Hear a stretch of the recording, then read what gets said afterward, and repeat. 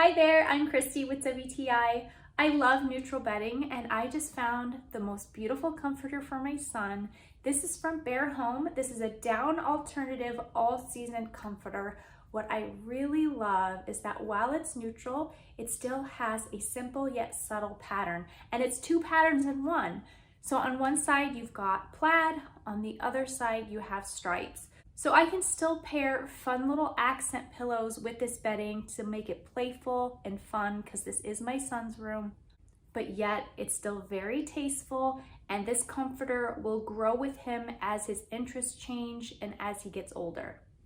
This has a nice box stitch. It's filled with a polyester blend, so all of the filling doesn't shift, it all stays in place. It's got a nice poof to it.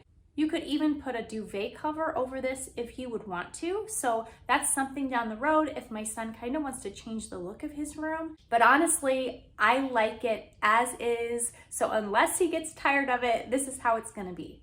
This has washed up really well. All the stitching stays intact. It's a very quality comforter. So if you want something that's simple and neutral that you can kind of mix and match pillows with, whether it be for yourself or your child, this is perfect.